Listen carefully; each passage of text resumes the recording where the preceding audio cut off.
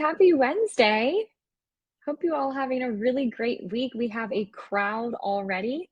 I am so excited to cover a topic today that many of you watching probably have experienced or have some experience attempting or doing. So we're going to talk about all things reasons why you may be stuck not losing weight or reasons just why you're having a little bit of difficulty. So we're going to talk a lot about that. If any of you have attended any of our webinars in the past, you know that we're going to keep it real. We're going to talk about things that are not trendy or popular because they require some work. They require some self-reflection and taking ownership over those actions. And the quick fix is never going to be the answer. So I have Kayla, our other dietitian, working our chat box today. I would love to get to know everyone on, I think, wow, we have so many of you already, a couple dozen.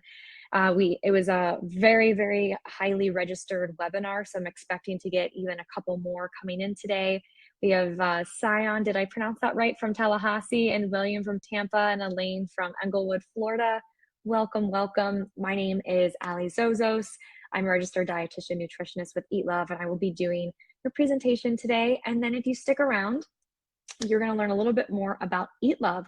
So while we kick things off and while we're learning more about each other, I did want to ask a question on, did you know YouFit has an in-house nutrition program? Just curious to see. And that in-house nutrition program being Eat Love. So I'll wait a little bit as our answers are flowing in here. Thank you guys for coming today. I hope I guess it's not really lunchtime. I was thinking it was Pacific, so you guys are an hour ahead of me. I'm out of Austin. So we have yes, majority no still. Okay, 71% still said no. So if you haven't heard of us, you will 100% know about us by the end of today. We don't have a ton of time and I want to keep us on schedule. So I'm going to go ahead and start our presentation and we will get started. Let me know. And as always, if you guys have questions at any point in time, please feel free to reach them out to fill them in. Kayla will be happy to answer those. And if we have any time live at the end, we are definitely happy to go through some questions that I think the whole group could benefit from. So we're gonna go ahead and share my screen. I believe you all can see this. If you cannot, let me know. But 5 reasons why you're not losing weight. We're going to cover these 5 reasons very, very quickly today, and then we're going to talk about some of the other things that usually aren't involved in a weight loss conversation. It's when we're not losing weight, we tend to think about what are we doing wrong and how can we do more? The answer could be simply that we're not looking in the right place. So today we talked a little bit about our introductions, getting to know all of you. Adelina from Plantation, Florida, Channing, and Yasika and Andrea. Amazing. Thank you all for coming today. All right, so our first slide, I'm gonna go right into it. 5 habits sabotaging your weight loss right now. And there's definitely more than 5. I'll have a couple bonuses as well. But first and foremost is setting an unrealistic weight loss goal. There's a couple things to this one. I'm going to talk about each one more individually, but I do want to put some initial thoughts in your minds a little bit. Is setting this unrealistic weight loss goal, meaning we have a decreased timeline of when it's actually realistic to achieve that weight goal. Mainly, let's use a 30-pound weight loss in 2 months. Impossible. Impossible if you want to maintain that weight loss for a long period of time.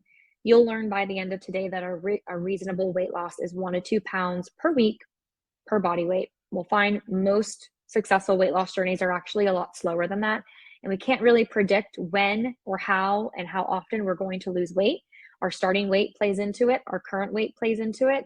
And a lot of our other habits play into it. So setting unrealistic weight loss goals, a 2-month weight loss of 30 pounds is immediately a no-no. It's not going to work. You're going to have to adopt some pretty unhealthy habits in order to achieve that. And that's not long-term. So number 1 piece of setting an unrealistic goal. The second one is to set an unrealistic weight loss goal in terms of the actual weight itself. I see this all the time. Maybe you've had the same thought, but high school weight is always on the back of, I know my clients' minds. I want to get back to my high school weight. I don't know why we have this innate need to be what we weighed when we were 18 pounds. That could be 30, 40, 50 years ago for a lot of us. And it's not a realistic piece when it comes to, I think we're having some, I think we're okay on the volume. Tasha, I would check your permissions on your computer and make sure that your volume is not muted. If anyone else can't hear anything, let me know. All right, William said you can hear a thing. Good, perfect. So setting that unrealistic weight loss goal, just the goal or like the weight itself, the goal itself, high school weight tends to be that one that we hold on to, and for what reason I have no idea. Our bodies have changed, our lives have changed, our jobs, everything has changed. So in order to be that weight, it's not, many of us were probably playing a lot of sports back then too. So setting unrealistic goals. If this was not a weight that you weighed in the last 5 years, let's pick a different goal. Let's pick 5%. Let's start with 5% of our current body weight. We don't have to have an end goal. We can just start with, I want to lose 5% of what I currently weigh right now and go from there. So set realistic goals for yourself. And next one is eating less to lose more weight quickly, to lose weight quicker. How many of us have fallen into the 1,200 calorie diet daily plan? Many apps, I'm not going to call them out, say that we should eat 1,200 calories a day. That's like a starting point for weight loss. That's a very severe calorie deficit for most of us. If you are someone 5 foot or less, that may be with a sedentary lifestyle, that may be where your needs are hitting. But we're going to look at gender, we're going to look at height, we're going to look at age, we're going to look at activity level, and all of those things factor into our number of calories. So if you are someone that has been eating 1,200 calories for 5 years and still have the same weight loss goal with absolutely no progress, it's time to change that goal, because we're going to need to refuel. We're going to need to reverse diet before we can start dieting again. We got to support that metabolism and make sure that we're not harming ourselves in the process. Because when we underfuel, our body's in a constant state of stress, wondering when we're getting the next meal, and it is going to hold on to every single ounce of calorie. If that's like an oxymoron, two measurements, ounce of calorie to just get us through the day and function properly. Searching for answers in fad diets. It's really funny. I was recording a podcast a little bit ago, just reminding myself our own diet biases, why we think the way we do about carbs, why we think the way we do about fat, we think the way we do about really anything, any diet thing. And these fad diets are not new, guys. These have been around for 200 years. I think the first documented diet was 1820 with vinegar and water, specifically, apple cider vinegar. So if you think the apple cider vinegar craze is a new thing in 2020, it's been around for 200 years. These diets have gone out of style, come back in style, rebranded and remarketed, and grown legs to keep us coming back for more. So if we are searching for answers and learning, I need to restrict this, I need to do this, I need to put this in my diet, the same song and dance. We've seen it before. Maybe it hasn't been in our lifetime yet, but it has been around 100%, and the answer is not there. So we'll talk a little bit more about those ones. Letting everything go out the window on the weekends. How many of you do everything right during the weeks and you're claiming the weekends is the problem? I can do so well on the weeks, but the weekend is where it gets me. The weekend, I have a few too many drinks. I'm eating too much. It could honestly be the fact that you are under fueling, depriving yourself, and then letting those cheat days play into it. I'm not a fan of cheat days. I don't like the word. I don't think it has anything helpful to give us in our health journey, because frankly, lifestyle is not something that you have to do for 5 days and forget about the other 2 days. A lifestyle means that we're introducing things in balance and moderation, and we're always mindful. We can be indulgent and mindful, and we can feel good about that choice, but we don't have to punish ourselves over that choice either. So we can't really forget about our lifestyle on the weekends. So if your weeks, and I'm using an image that I can see on Instagram right now, if your week looks like a whole bunch of salads and your weekend looks like pizza, hot dog, French fries for the whole 2 days, why don't we try integrating some of that pizza into the salad during the week, and we distribute that across the week so that we're more in control of those choices when we do achieve them. And that's the whole thing with balance and moderation. The all or nothing thinking and the restriction mentality plays on this one as well. All or nothing means we're basically perfect. If we fail today, I'm going to start my diet on Monday. Monday comes around, you restrict, you get to Thursday and you've underfueled. You restrict every ounce of sugar that you've ever put into your body, and it's not something that you can maintain for longer than 3 days. You fall off, you say that you'll start next Monday. That mentality there is the harmful piece. That is what's hurting you, is that all or nothing, because it's never going to be perfect. Perfectionism and weight loss need to go out the window because it's not going to happen. We have to be realistic with ourselves and find that balance, that moderation, and being able to have healthy ways to cope with setbacks, because it's going to happen more often than you expect it. And that's what a true weight loss journey and just health journey in general looks like. The Monday cycle. Yes, Kayla, totally. All right, so we're going to move on to reframing those habits. I talked a lot about this already, but just so you can see it in writing and as a reminder that when we're looking at the weight loss, setting that realistic goal is 1 to 2 pounds. I'm a huge fan of micro deficits, 250, 300 calorie deficit per day.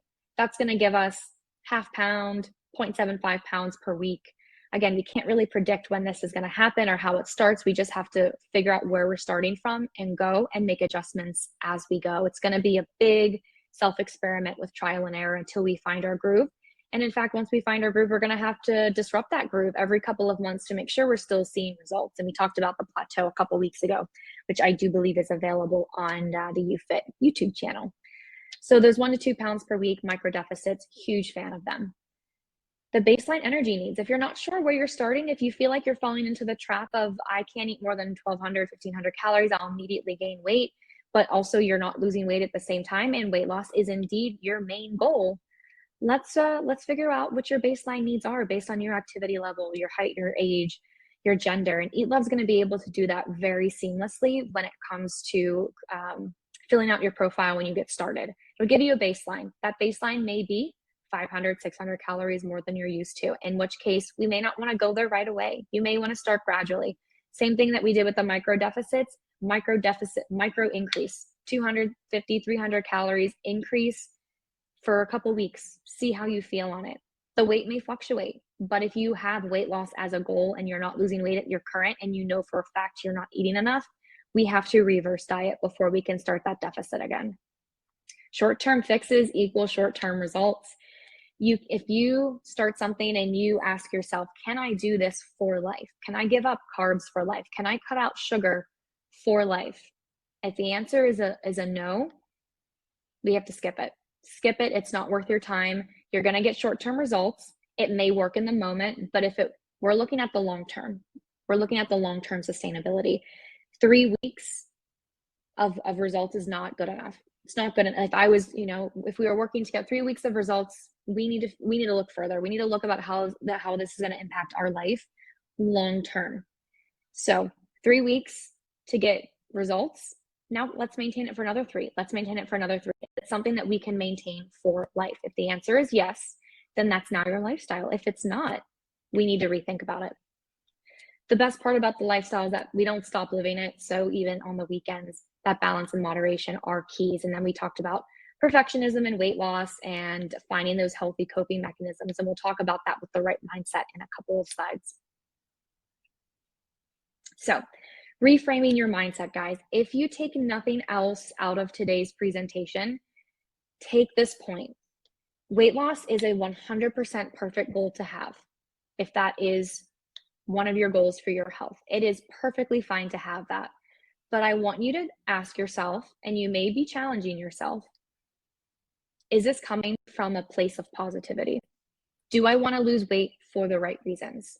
Why am I losing weight? Why is that my goal? Is that my number 1 goal? Is it my number 3 goal?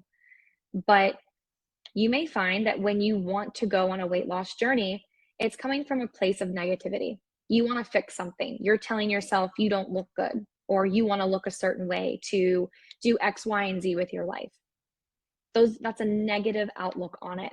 And I want you all to think about it deeply. Is this a good place to start? Maybe I want to lose weight for those reasons. I don't feel good in my body, and that's perfectly okay. But I want you to have a positive outlook on the reasons of why you're doing it.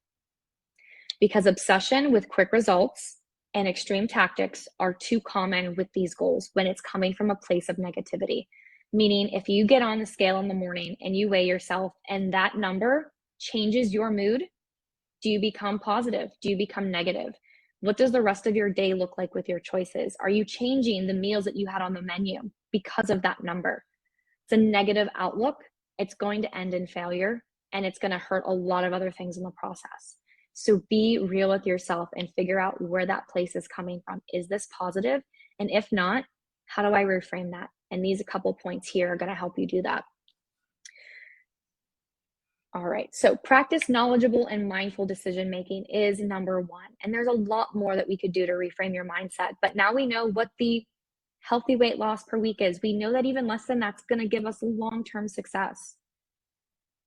We know that applying that knowledge to our goals, understand why you make the choices that you make and why you do the exercise that you do. We always have to be mindful in our health and our wellness goals. We can't really tune it out. We can put it on cruise control for sure, but we need to have a good place and we need to feel comfortable in those choices. So practicing that mindfulness, improving our relationship with food, improving the way that we just speak to ourselves internally. Rethink rewards and punishments. This is a huge one. Making healthy choices is a form of self-care. Food is not going to be a reward, and exercise is not a punishment. I know last weekend was Memorial Day. We may have indulged over the weekend a bit more than we usually do. But our Tuesday food choices should not depend on what we ate Saturday, Sunday, and Monday. It should not come from a place of restriction. Oh, I need to detox after the weekend. I need to exercise more. So basically, you're punishing yourself with the foods that you're ingesting and the exercise that you're doing. We want to reframe that. We want to reframe how we can be positive and nurture that relationship. Can we eat a little bit more and be okay with it? How do we be kind to ourselves first and foremost?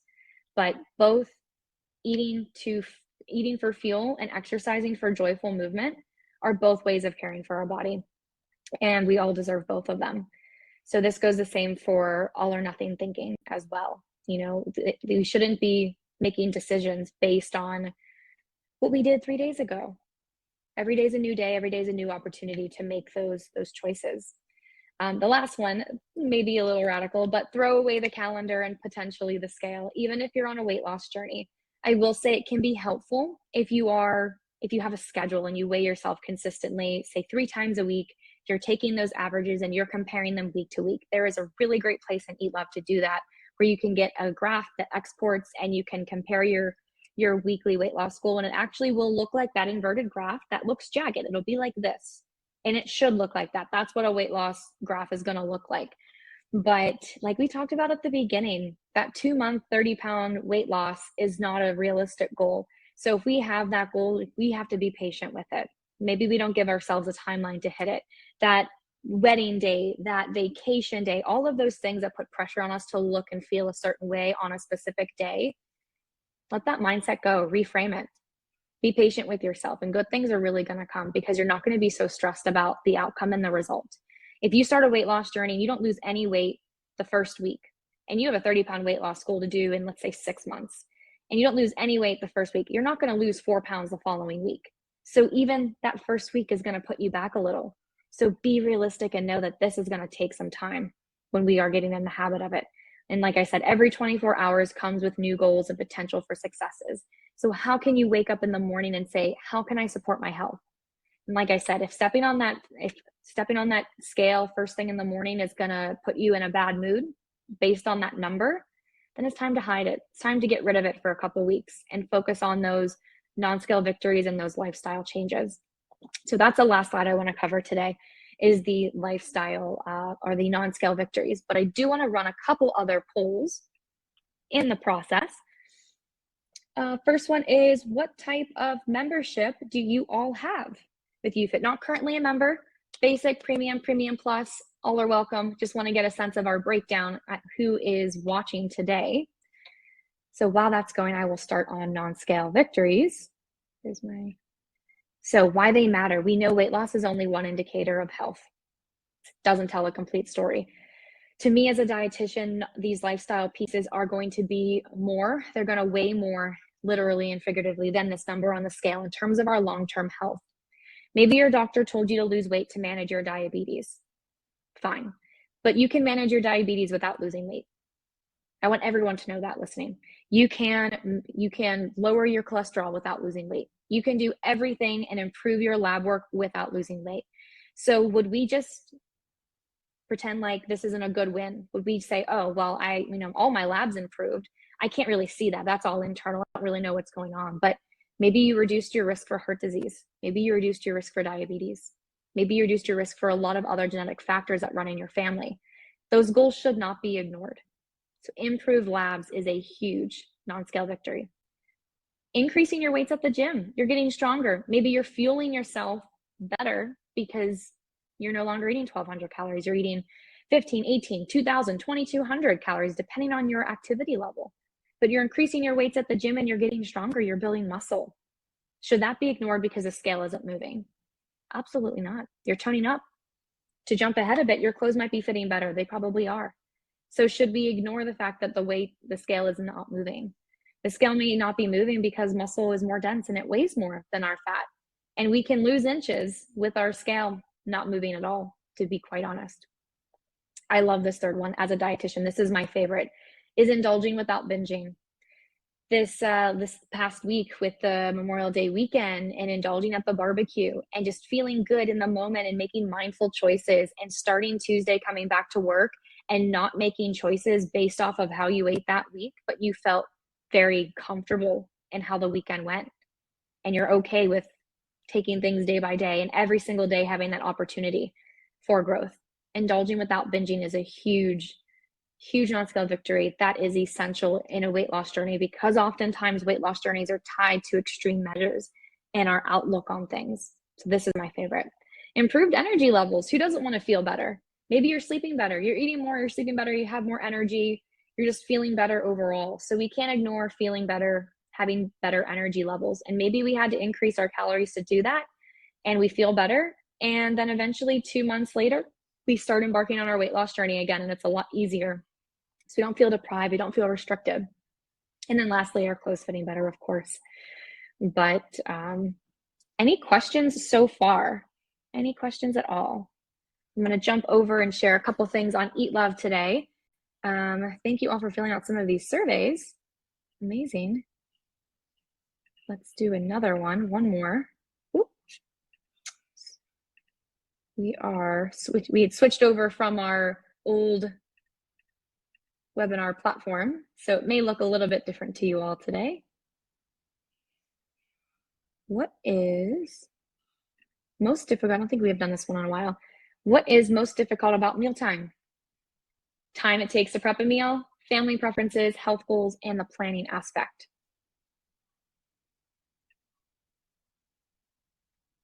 All right, we do have a question from Steve. How important are macros in the calorie counting?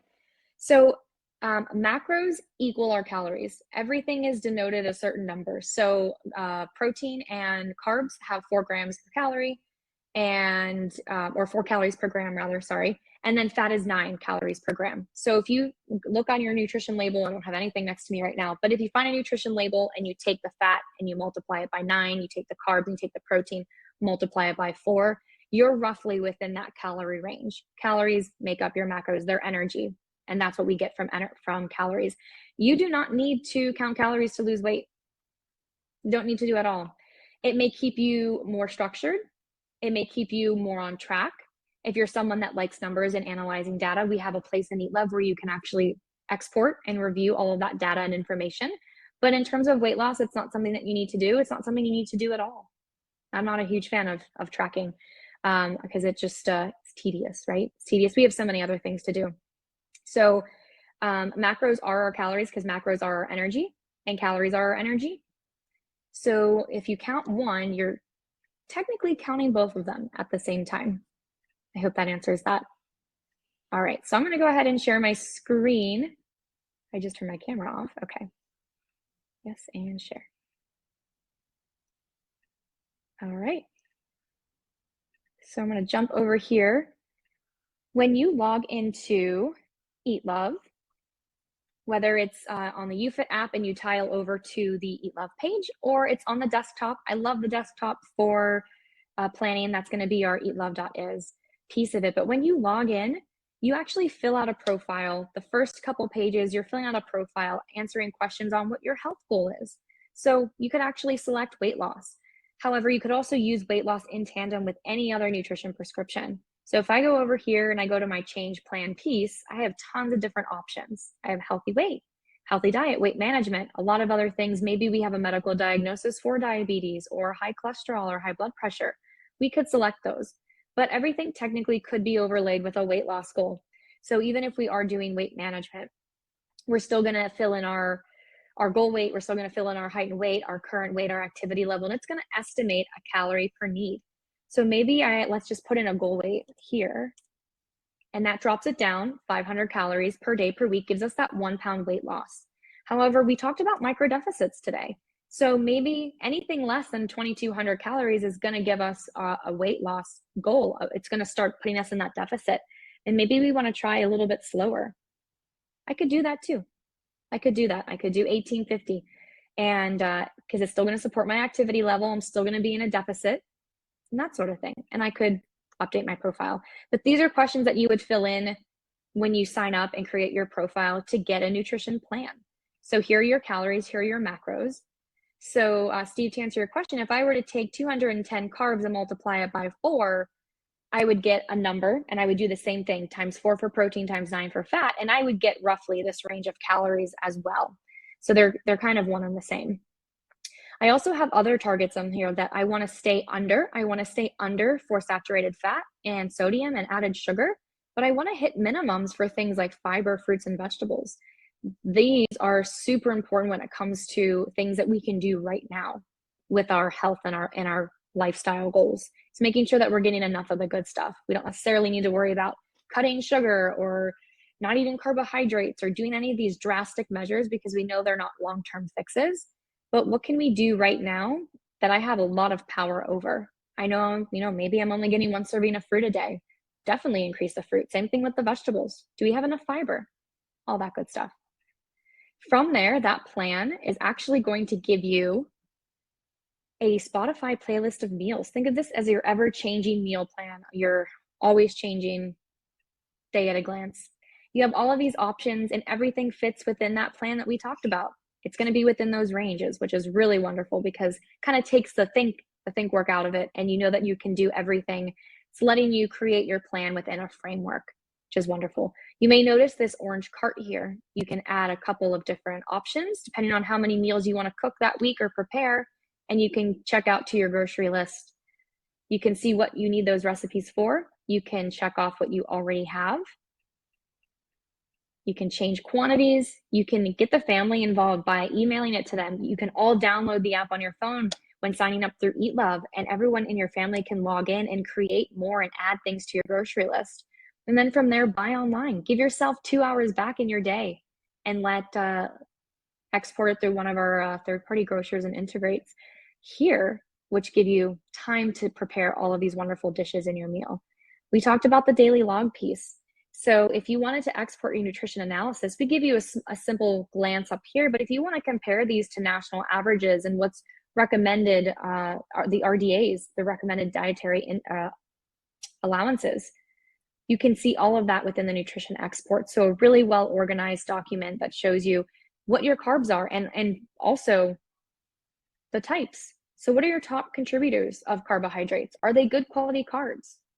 Maybe it was never the carb, maybe it was never the sugar, maybe it was the quality of the product. But then again, everything in moderation is going to be okay too, but we can get a lot of insight from this information.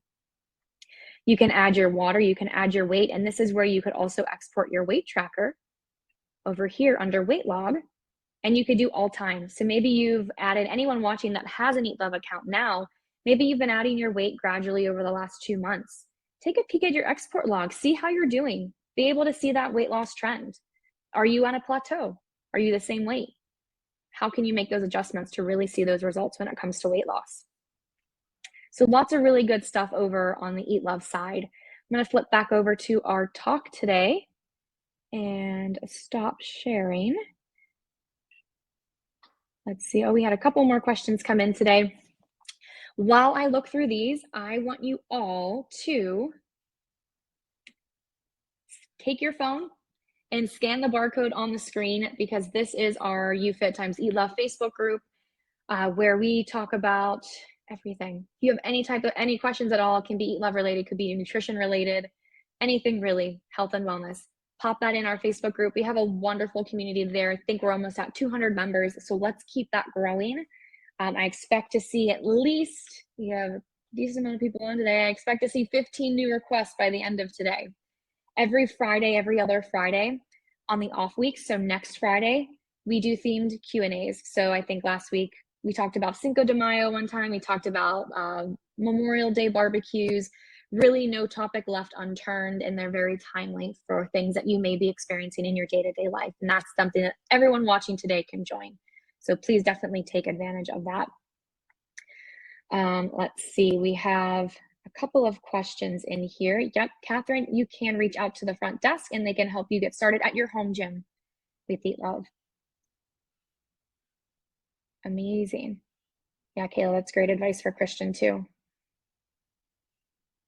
Yep, especially Christian, if you haven't been eating consistently throughout the day currently. So if you're someone that skipped breakfast, or if you're someone that skipped breakfast and lunch, those hunger and satiety cues disappear.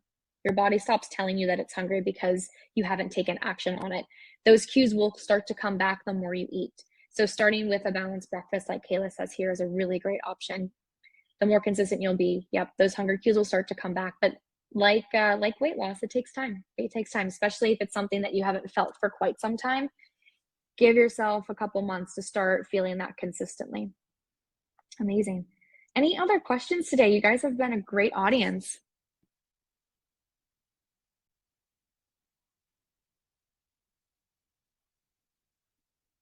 Hormones can play a role in weight loss, Catherine, absolutely. So if you're feeling like hormone related, maybe checking with your doctor and getting some thyroid panels run and anything like that.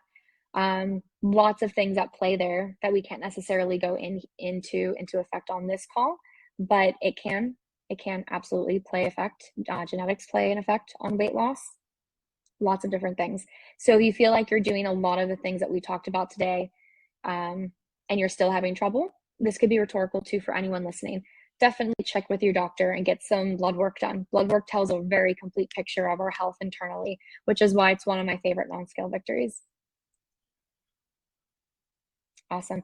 Tasha has a question on the cost online. So eLove is included with the Premium Plus membership, which I believe is $39 a month for all Eat Love members. So it's grouped into that higher priced membership, but it also comes with on-demand HIIT Plus classes at select gyms, and I do believe on-demand classes and HIIT Plus classes. So it's the top tier, the premium tier of UFit memberships. Eat Love is automatically included in that. Amazing. Any other questions for today?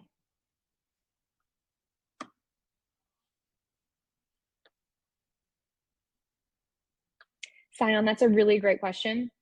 A little bit more specific than we can go into today, but I can. I assuming that you did work with a dietitian when you had this surgery, I would see if there's any resources that you can reach out to from that organization to help you a little bit more specifically than I would be able to provide on this call today. Amazing. I hope you guys all have a really great rest of your week. Have a great weekend. I hope it's sunny and warm where you all are. Most of you are in Florida, so enjoy it.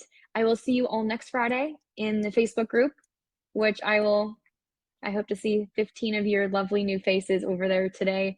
And we'll just continue the conversation. If you guys have any topics of request or things that you want to learn about, feel free to share those on these calls as well.